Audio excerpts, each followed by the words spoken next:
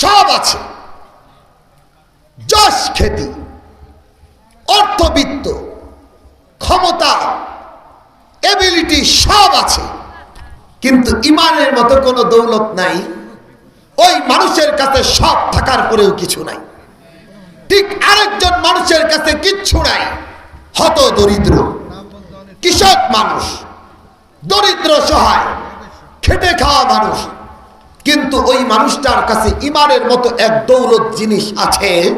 ওই মানুষের কাছে কিছু না থাকার পরেও মহা সম্পদ জিনিস রয়েছে। ও আমার ভাইরা, আরেকটু বুঝেন, মেসাল দিলি, এই বাটিকামারি এলাকায় বাবার ছেলে বসবাস করে। বাবা তার ছেলেটা তার বাবাকে প্রচন্ড পরিমাণ ভালোবাসে। হঠাৎ করে একদিন রাতে বাবা স্ট্রোক করেছে। স্ট্রোক করার পরে ছেলেটা ধরাধরি করে কাছের ভিতরে তারাকান্দি হাসপাতালে নিয়েছে। নিয়ে যাওয়ার পরে ডাক্তার পালস পরীক্ষা করেছে। পালস পরীক্ষা করার পরে দেখে যে মুরব্বিটা দুনিয়া থেকে বিদায় নিছে। এবার ডাক্তার সাহেব ছেলেকে বলছে, বাজান, তোমার বাবা তো আর নেই, দুনিয়া থেকে বিদায় নিছে। ছেলেটা বলে, ডাক্তার সাহেব বলেন কি? আমার বাবার তো চোখও আছে, হাতও আছে, পাও আছে, বডিটাও আছে, আর আপনি বলেন চলে গেছে, কিছুই নেই। ডাক্তার বলবে, তোমার বাবা সব আছে, কিন্তু হার্টবিট আর আত্মার অলপটা নেই। মোহতারাম হাজিরিন, বাটিকামারির মানুষ, বলেন তো আপনি, একজন মানুষের সব আছে, হাত আছে, পা আছে, চোখ আছে, মাথা আছে, ব্রেন আছে, কিন্তু আত্মাটা নাই, ওই মানুষটার কোনো দাম আছে? ওই মানুষটার যেমন কোনো দাম নেই। একজন মানুষের জীবনের হায়াতের চাইতেও দামি সম্পদের নাম হলো ঈমান। কোন মানুষের কাছে ক্ষমতা আছে, পাওয়ারফুল আছে, এমপিত্ব আছে, মন্ত্রিত্ব আছে, অর্থ আছে, ডাক্তারি আছে, ইঞ্জিনিয়ারিং আছে, অর্থের অভাব নাই, কিন্তু ঈমানটা নাই। ওই মানুষটার কাছে সব থাকার পরেও কিছুই নাই। পক্ষান্তরে আরেকজনের কাছে দরিদ্র সহায়, শুধুমাত্র ঈমানের মতো এক দৌলত আছে। আল্লাহর পয়গম্বর বলেন, ঈমানের মতো এক দৌলত থাকার কারণে রব্বে কারীম তাকে 10 দুনিয়ার সমান এক জান্নাত দান করবে। ও আমার ভাইরা, কথাগুলো খুব মনোযোগ সহকারে শুনবেন। ঈমান সবচেয়ে দামি জিনিস। সারা পৃথিবীতে একজন পাওয়ারফুল মহিলা ছিলেন, কখনো বিবাহ বসে নাই, সম্পদ উপার্জন করতে যেয়ে কয়েক হাজার মিলিয়ন ডলার উপার্জন করেছেন। এই মানুষটা, এই মহিলা, তার জীবনের সমস্ত সম্পদগুলো প্রতিবন্ধী বাচ্চাদের, আস্তে আস্তে আপনারা শেষ করে দেন, কথা বলেন না, কথা বলা ছাড়া করেন। সকলে খুব মনোযোগ সহকারে শুনেন। এই মহিলার নাম হলো মাদার তেরেসা। এই মাদার তেরেসা সম্পদ উপার্জন করতে যেয়ে কখনো বিবাহ বসে নাই। এই পরিমাণ সম্পদ উপার্জন করেছে, তার জীবনের শেষ মুহূর্তে এসে তার সমস্ত সম্পত্তিগুলো প্রতিবন্ধী বাচ্চাদেরকে উইল করে গেছে, দান করে গেছেন। তার সমস্ত সম্পত্তিগুলো বিধবা মহিলাদেরকে দান করে গেছেন, অসহায় মহিলাদেরকে দান করে গেছেন। বাটিকামারির মানুষ, বলেন তো আপনারা, কোন প্রতিবন্ধী বাচ্চাকে খাদ্য দেওয়া, বস্ত্র দেওয়া, চিকিৎসা দেওয়া নিঃসন্দেহে এটা নেক আমল কিনা? বিধবা মহিলাকে কাপড় দেওয়া, বস্ত্র দেওয়া, খাবার দেওয়া, ডাক্তারি চিকিৎসা দেওয়া নিঃসন্দেহে এটা নেক আমল কিনা? এরপরেও এই মহিলা, যিনি তার জীবনের সমস্ত অর্থগুলো দান করে যাওয়ার পরেও জান্নাতে যেতে পারবে না, কারণ এই মহিলা ছিল খ্রিস্টান, ঈমানের মতো দৌলত নাই। ও আমার বাটিকামারির মানুষ, বুঝা গেল, একজন মানুষ যদি সারা পৃথিবীর সবচাইতে বড় দানবীর হয়, ঈমানের মতো দৌলত যদি না থাকে, তার দান তাকে জান্নাতে দিতে পারবে না। একজন মানুষ যদি নামাজ পড়তে পড়তে কপালে দীর্ঘ কালো দাগ ফেলে ফেলে ইমানের মতো দৌলত যদি না থাকে, তার নামাজ তাকে জান্নাতে দিতে পারবে না। যাকাত দিতে দিতে পুরো এলাকার দরিদ্র বিমোচন করে, এরপরেও যদি ওই মানুষটার কাছে ইমানের মতো দৌলত না থাকে, তার যাকাত তাকে জান্নাতে দিতে পারবে না। তাহলে বোঝা গেল নামাজের আগে ইমানের দরকার, যাকাতের আগে ইমানের দরকার, হজের আগে ইমানের দরকার, আমার দান সদকা করার আগে ইমান দরকার। যদি আমার ইমান থাকে, আমার নামাজ আমাকে জান্নাতে পৌঁছায় দিবে। আমার ইমান থাকলে আমার রোজা আমাকে জান্নাতে পৌঁছায় দিবে। ইমানটাই যদি না থাকে, আমার নামাজ, রোজা, হজ, যাকাত আমাকে জান্নাতে দিতে পারবে না। বুঝতে পেরেছেন? আরেকটু বুঝেন কেমন দাম। এই বাচ্চা দুইজন, হয়তো তোমরা যাও নয়, বসো, কথা বলো না বাবারা। ও আমার বাবাজিরা, আরেকটু বুঝেন। এই যে আমাদের বাটিকামারি নুরানি মাদ্রাসা, এই মাদ্রাসায় একটা বাচ্চা কেবলমাত্র নুরানি মাদ্রাসায় এসেছে অথবা প্রাইমারি স্কুলে গেছে। শিক্ষক অঙ্ক শিখাচ্ছেন, শিক্ষক ব্ল্যাকবোর্ডে এক সংখ্যা লেখার পরে একটা শূন্য দিয়েছে। বলেন তো কত হয়েছে?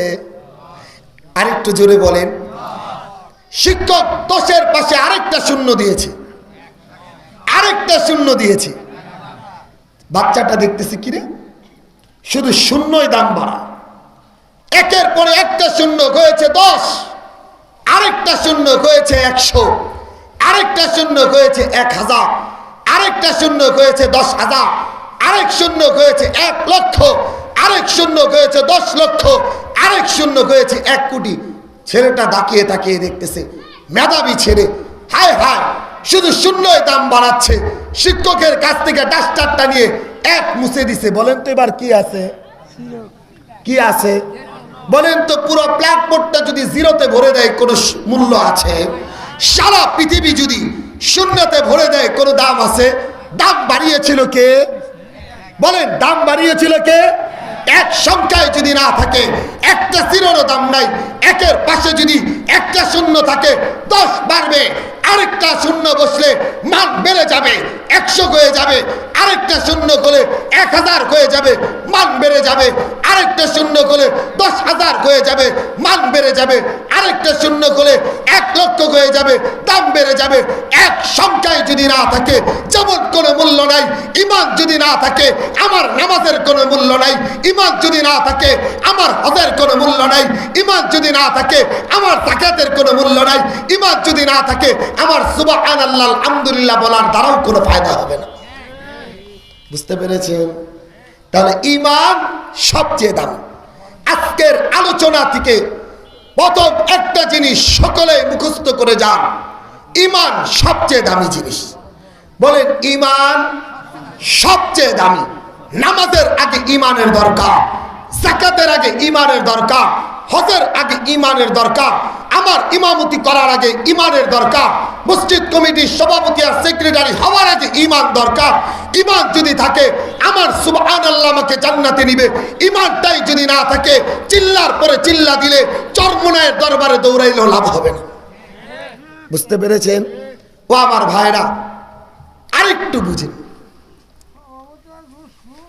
এই কথাগুলো আমাদের জীবনের জন্য বড় জরুরি। কোন মানুষের যদি ঈমান না থাকে, কোন জিনিস তাকে বাঁচাতে পারবে না। ঈমান তার যদি না থাকে, ঈমানের মতো রং যদি, ঈমান যদি কিঞ্চিত পরিমাণ না থাকে, নবীর চাচা হলেও লাভ হবে না, নবীর স্ত্রী হলেও লাভ হবে না, নবীর মেয়ে হলেও লাভ হবে না। ও আমার ভাইরা, 28 নম্বর পারার সর্বশেষ সূরা, সূরা তাহরিমের শেষ আয়াতে কারিমার ভিতরে রব্বে কারিম বলেন, ওয়াদারাবাল্লাহু মাসালাল লিল্লাযীনা কাফারু ইমরাআতা নূহিন ওয়া ইমরাআতা লূত। দুই পয়গম্বরের স্ত্রীর কথা বলছেন, নবীদের স্ত্রী। জালিলুল কদর দুইজন নবী ছিলেন, একজন ছিলেন নূহ পয়গম্বর, আরেকজন ছিলেন লূত পয়গম্বর। এই দুই মহিলা আল্লাহর প্রতিও ঈমান আনে নাই, নবীদের প্রতিও ঈমান আনে নাই। আল্লাহ বলেন কাল হাশরের ময়দানে, রব্বে কারিম ডাক দিবেন লুতের স্ত্রীকে, নূহ পয়গম্বরের স্ত্রীকে ডাক দিয়ে বলবেন, এই নূহের স্ত্রী এদিক আসো, ও লুতের স্ত্রী এদিক আসো, আমার সামনে যে আজকে এসেছো কি নিয়ে আসছো? এই দুই মহিলা বলবে, ও গো রব্বে কারিম, আমরা তো নবীদের স্ত্রী, কি লাগবে আমাদের? আল্লাহ বলবেন, আজকে নবীদের স্ত্রীর এ কথার পরিচয় দিলে লাভ হবে না। কে তোমরা নবীদের স্ত্রী এটার পরিচয় নাই, আগে বলো ইমানের মতো দৌলত আছে কিনা। তারা বলবে, ও গো রব্বে কারিম, আজকে তো আমাদের কাছে ইমান নাই। আল্লাহ বলবেন, কিলা দুখুলান নার মা'আদ দাখিলিন, যাও, কোনো কথা নাই, জাহান্নামে চলে যাও। ও আমার ভাইরা, এই আয়াতে কারিমা থেকে স্পষ্ট হয়ে গেল নবীর স্ত্রী হওয়ার পরেও জান্নাতে যেতে পারবে না ইমানের মতো দৌলত না থাকার কারণে। ও আমার ভাইরা, তাহলে বোঝা গেল ঈমান এতটা দামি জিনিস, ঈমান ছাড়া এক মুহূর্তের জন্য জান্নাতে যাওয়া যাবে না। ঈমান ছাড়া আমার নামাজও কবুল হবে না, ঈমান ছাড়া আমার যাকাতও কবুল হবে না, ঈমান ছাড়া আমার হজও কবুল হবে না, ঈমান ছাড়া আমার সুবহানাল্লাহ আলহামদুলিল্লাহ রব্বে কারিম পর্যন্ত পৌঁছবে না। পক্ষান্তরে পয়গম্বর বলেন, কারো কাছে যদি শুধু ইমানের মতো দৌলত আছে, কি আছে? ইমান আছে। এই ইমানের মতো দৌলত থাকার পরে স্বামী আর স্ত্রী খেতে বসেছে, এক পর্যায়ে যায় স্বামী তার প্লেট থেকে একটা গোস্তের টুকরো স্ত্রীর মুখে তুলে দিয়েছে। আল্লাহর পয়গম্বর বলেন, এই এক লুকমা স্ত্রী স্বামী তার স্ত্রীর মুখে তুলে দেওয়ার কারণে, স্ত্রী তার স্বামীর মুখে তুলে দেওয়ার কারণে রব্বে কারিম ইমানের মতো দৌলত থাকার কারণে তার আমল নামার ভিতরে সৎকার সওয়াব দান করবেন। বলেন তো কিসের বিনিময়ে? ইমানের বিনিময়ে। কিসের বিনিময়ে? ইমানের পরে স্ত্রীর মুখে এক টুকরো লুকমা, একটা গোস্তের টুকরা সদকার সওয়াব পর্যন্ত পৌঁছায় দিয়েছে। ও আমার ভাইরা, তিরমিজি শরীফের হাদিসের ভিতরে আসছে, কোন ইমানদার যদি কখনো বলে সুবহানাল্লাহ তামলাউল মিজান, মিজানের পাল্লাটা ভরে যায়। আল্লাহর পয়গম্বর বলেন, সুবহানাল্লাহি ওয়াল হামদুলিল্লাহি তামলাআন আও তামলাউ মা বাইনাস সামাওয়াতি ওয়াল আরদ। কোন বান্দা যদি বলে সুবহানাল্লাহ আলহামদুলিল্লাহ, আসমান আর জমিনকে আল্লাহ তাআলা নেকির দ্বারা ভরায়া দেয়। বলেন তো আপনারা কিসের বিনিময়ে? ইমানের বিনিময়ে। ইমানের পরে কোন মানুষ সুবহানাল্লাহ বলেছে, দাম বেড়ে গেছে, নেকির পাল্লা ভরে গেছে। ইমানটাই যদি না থাকে, তসবিহ যদি বড়টাও জপে কাজ হবে না। ও আমার ভাইরা, খুব মুখতাসার কথা বলতেছি, তাহলে বোঝা গেল মানব জীবনে সবচেয়ে দামি সম্পদের নাম হলো ঈমান। নামাজের আগে ঈমানের দরকার, যাকাতের আগে ঈমানের দরকার, হজের আগে ঈমানের দরকার, সমস্ত ইবাদতের আগে ঈমানের দরকার, মসজিদ কমিটির সভাপতি সেক্রেটারি হওয়ার আগে ঈমানের দরকার, আমার ইমামতি করার আগে ঈমানের দরকার, আমার দান সদকা করার আগে ঈমানের দরকার। আমার ঈমান যদি থাকে, এগুলো আমাকে শূন্যের মতো দাম বাড়িয়ে দিবে। এগুলো যদি আমার ঈমানটাই না থাকে, আমার সমস্ত ইবাদত সবকিছু বিফলে চলে যাবে। এবার বুঝেন, তাহলে আমরা বুঝতে পারলাম আমাদের ঈমান জানতে হবে নাকি? তাহলে আমাদের জানতে হবে ঈমান যায় কখন, ঈমান আসে কখন। আজকের এতটুকু আলোচনায় শেষ করে দিব। আল্লাহর পয়গম্বর বলেন, ও আমার ভাইরা, সমাজের এক ক্লান্তি লগ্ন চলছে। কখন আমার ঈমান হারায় গেছে আমি নিজেও জানি না, কখন আমার ঈমানটা চলে গেছে আমি নিজেও জানি না। আল্লাহর পয়গম্বর বলেন, বাদিরু বিল আমালিস সালিহাতি ফিতানান কাকিতাইল লাইলিল মুসলিম। এই হাদিসের প্রথম অংশটা বোঝার জন্য, এই যে এখন কুয়াশা আচ্ছন্ন সময়, এই ভাই কথা বলো না, কুয়াশা আচ্ছন্ন সময় আপনি যখন বের হবেন বৃষ্টির মতো কুয়াশা পড়তে থাকে। বলেন, আল্লাহর পয়গম্বর বলেন, শোনো, বাদিরু বিল আমালিস সালিহাতি ফিতানান কাকিতাইল লাইলিল মুসলিম। অন্ধকার আচ্ছন্ন রাতের মতো, কুয়াশার মতো, মেঘমালার মতো বৃষ্টিগুলো জমিনে বর্ষিত, ফিতনাগুলো বর্ষিত হওয়ার আগে তোমার আমলগুলো শুদ্ধ করবে। কেমন হবে তখন? রাসূল বলেন শুনো, ইসবিউ মুমিনান, সকালে মুমিন থাকবে, ওয়ায়ুমসি কাফিরান, বিকালে কাফের হয়ে যাবে, ওয়ায়ুমসি মুমিনান, বিকালে মুমিন থাকবে, ওয়াইসবিউ কাফিরান, সকালে কাফের হয়ে যাবে। কেন হবে? রাসূল বলেছেন ইয়াবিউ দীনাকু বিআরাফিন মিনাদ দুনিয়া, কখনো সুদের কাছে, কখনো ঘুষের কাছে, কখনো নেতার কাছে, কখনো দলের কাছে, কখন যে ঈমানটা বিক্রি করে দিছে টের উপায় নেই। আমার কথা বুঝতেছেন? আল্লাহ পয়গম্বর বলেন শুনো, সময় আসবে সকালে মুমিন থাকবে, বিকালে কাফের, বিকালে মুমিন সকালে কাফের। কেন হবে? রাসূল বলেন ইয়াবিউ দীনাকু বিআরাজিম মিনাদ দুনিয়া, অল্প মূল্যে দলের কাছে, ক্ষমতার কাছে, বাবার কাছে, পীরের কাছে কখন যে ঈমানটা বিক্রি করে দিছে টের উপায় নেই। আল্লাহ আমাদেরকে বুঝার তৌফিক দান করুন। আমি কয়েকটা মিসাল দিলেই বুঝবেন ঈমানটা যায় কখন, ঈমানটা আসে কখন। ঈমানের অনেক ডিফিনিশন রয়েছে, পরিচয় রয়েছে, ওই কথাগুলো আমি বলবো না। ঈমানের অনেক শাখা রয়েছে। আল্লাহর পয়গম্বর বলেন ইন্নাল ঈমানা বিসউন ওয়া সাবউনা শুবা, 70-এর অধিক ঈমানের শাখা আছে। ওই কথাগুলো বলবো না। আমাদের সকলের মুখস্থ ঈমানের মুফাসসাল, সকলের মুখস্থ। এই ঈমানে মুফাসসালের প্রথম অংশ নিয়ে খুব অল্প সময় কথা বলবো। ঈমানের মুফাসসালের প্রথম কথা হলো আমানতু বিল্লাহ। ঈমান লাগবে কার প্রতি? জবান খুলে বলে ঈমান লাগবে কার প্রতি? এই যে আপনি জবানটা খুলে যে বলবেন আল্লাহর প্রতি, এর নামও ঈমান। কেন? রাসূল বলেন 3 জিনিসের নাম ঈমান। ইকরার বিল লিসান, জবানে স্বীকারোক্তি লাগবে। তাসদীক বিল কলব, অন্তরে স্বীকারোক্তি লাগবে। কাজে পরিণত করতে হবে। যেই পরিমাণ আপনি জবানে বলবেন ওই পরিমাণ বিশ্বাস আপনার দিলে থাকতে হবে। যেই পরিমাণ বিশ্বাস আপনার দিলে থাকবে ওই পরিমাণ আপনাকে কাজে পরিণত করতে হবে। ও আমার ভাইরা, আমার মসজিদের পাশে একজন অমুসলিম আছে। উনি আমার একদিন কইতেছে, কয় হুজুর আমার না কালেমায়ে তয়্যিবাটা মুখস্থ। 3 ব্যবসায়ী। আমি তো একটু আশ্চর্য হলাম প্রথম এমন সম্মুখীন আমি কখনো হই নাই। আমি বললাম বলেন। উনি আমারে স্পষ্ট ভাষায় শুনাইতেছে লা ইলাহা ইল্লাল্লাহু মুহাম্মাদুর রাসূলুল্লাহ।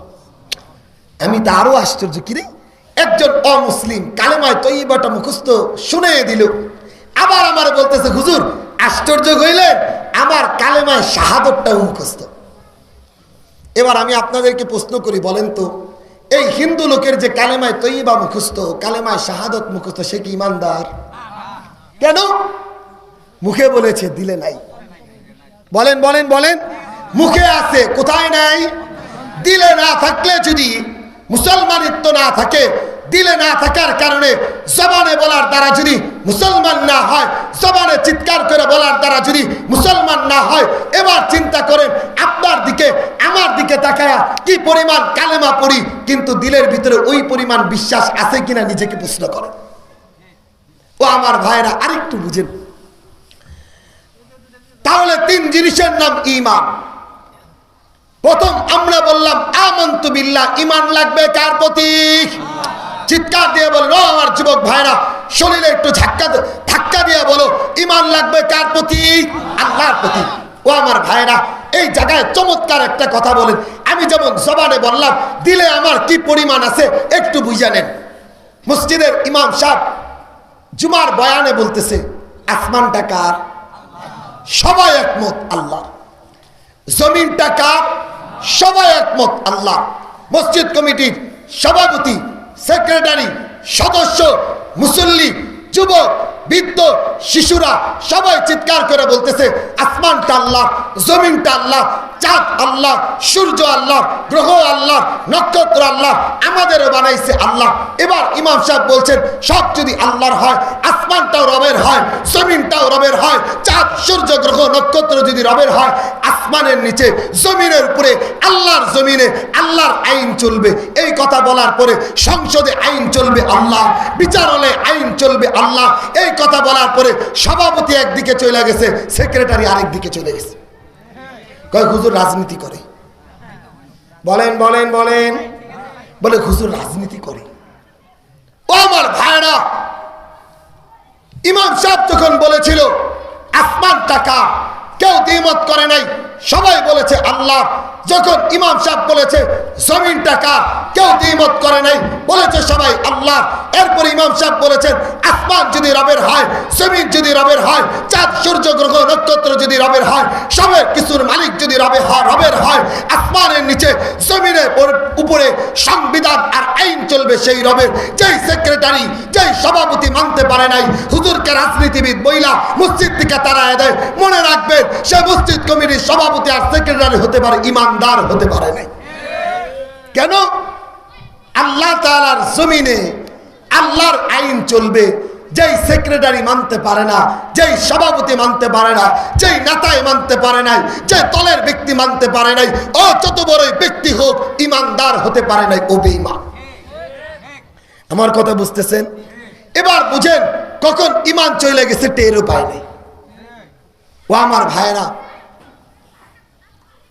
ইমান কখন যায় আমার আলোচনার মধ্যে বুঝা নিবেন। আমানতু বিল্লাহ বলেন, ইমান লাগবে কার প্রতি? চিৎকার দিয়ে বলেন, ইমান লাগবে কার প্রতি? আল্লাহর প্রতি। আল্লাহ যা বলেছেন, যা করতে বলেছেন, যা নিষেধ করেছেন, সমস্ত কিছুর প্রতি আমার ইমান লাগবে। আমার আল্লাহ যেমন খালেক, আমার আল্লাহ যেমন মালিক, আমার আল্লাহ যাকে চান ইজ্জত দান করেন, কারো চাইলে জিল্লতি দান করেন, সমস্ত ক্ষমতার মালিককে। আমার ভাইরা, এই যে আল্লাহ তাআলা কালামে হাকিম নাজিল করেছেন, ইমানটা যায় কখন বুঝেন একটু। এই বাচ্চাদেরকে একটু কথা বন্ধ করেন তো একটু। এই যে বাইরে একটু পর্দার একটু যারা দাঁড়ায় আছে একটু বলেন ওদেরকে একটু থামতে। ও আমার ভাইরা, ইমান আনার জন্য পুরা কোরআনের প্রতি বিশ্বাস লাগে, বলেন লাগে কিনা?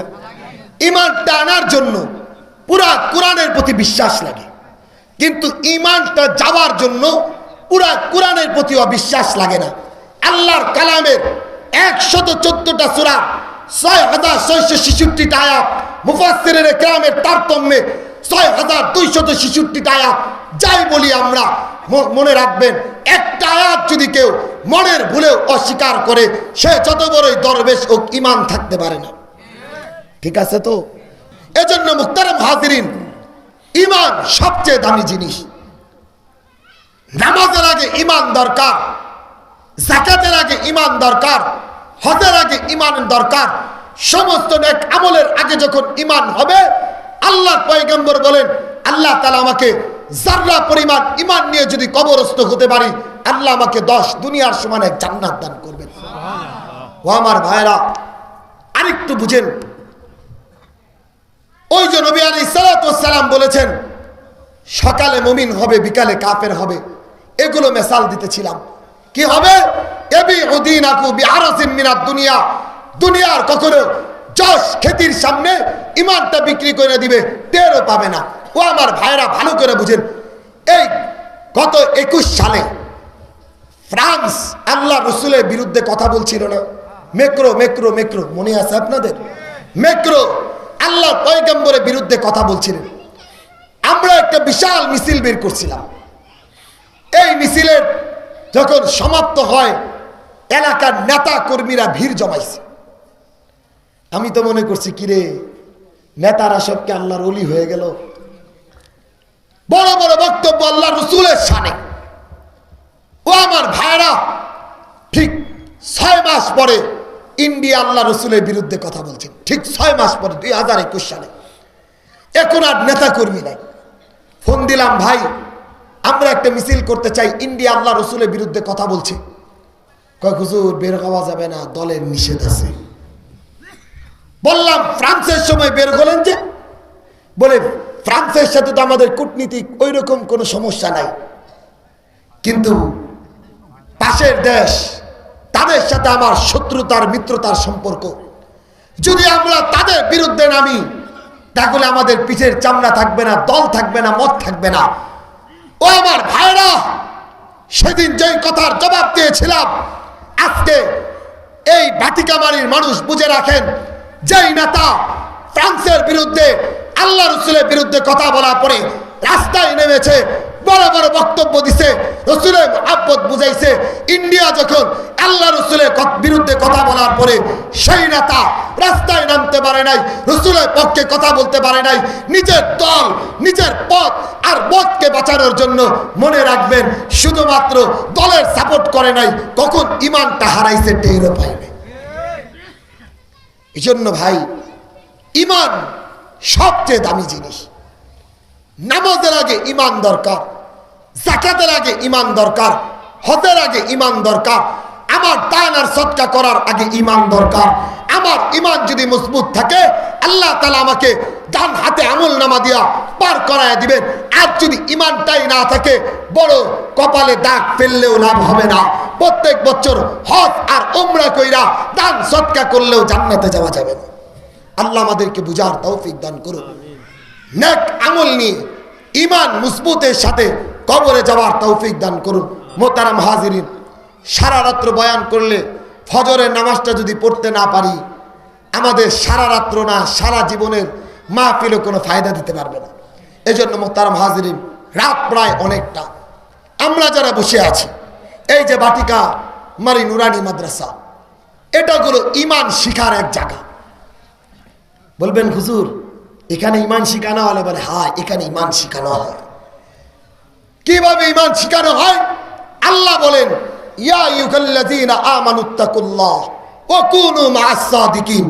যদি তুমি ইমানদার হইতে চাও, ইমানওয়ালা হইতে চাও, তো আল্লাহওয়ালাদের সাথে, ভালো মানুষদের সঙ্গ গ্রহণ করো।